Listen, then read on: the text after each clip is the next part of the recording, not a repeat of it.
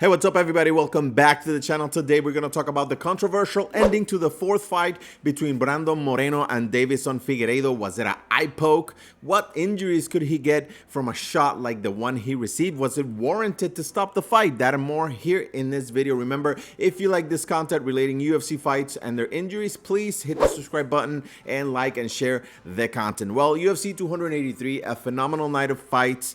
We were waiting to see the conclusion in this, not trilogy, but trilogy. This is the first time in the UFC that a grudge match and a rivalry between fighters goes 4 fights long. That is record setting right there by itself. Brandon Moreno and Davidson-Figueredo have been in the ring with each other for more than half an hour, which that's absolutely nuts. Well, the fight was going back and forth. Brandon Moreno was getting a little bit of steam, and then he landed what looked like a phenomenal left hook on Davidson-Figueredo's right orbital area. Davidson grabbed his face and was complaining that it was maybe an eye poke. They went to the ground, and in the booth they showed the replay, and we saw that it was an actual legal shot, and this part of the fist, the knuckle of one of the knuckles of the thumb went into Davidson-Figueredo's eye. They had to stop it between rounds because Davidson-Figueredo was saying that he could not see out of his eye. Now, what's the danger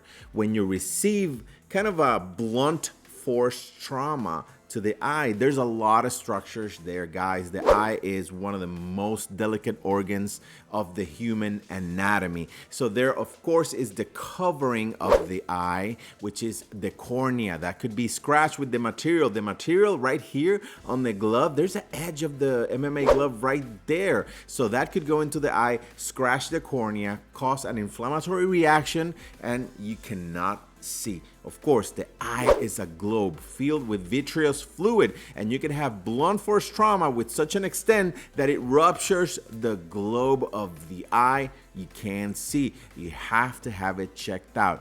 What are other things that can happen? The vasculature, the arteries and veins in the eye are so very delicate. You could have a hemorrhage inside of the eye, and that could impede you from seeing. I mean, that's a shock to the eye. The optic nerve could have a problem. And of course, we have the lens of the eye as well. And there's other structures inside the eye which could be affected. All of these can lead to an inflammatory reaction and your temporary eyesight to just not be there, and it's safe to stop the fight. We all wanted a solid conclusion, but when you have a trauma direct to the globe of the eye and you can't see, that's it for the fight.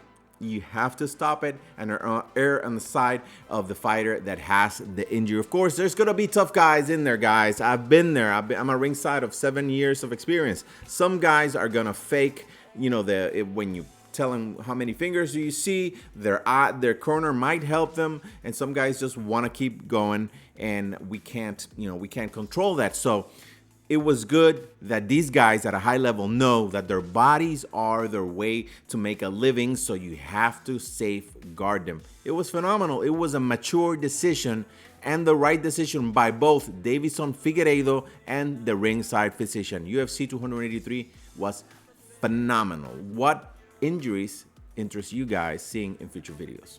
See you on the next one.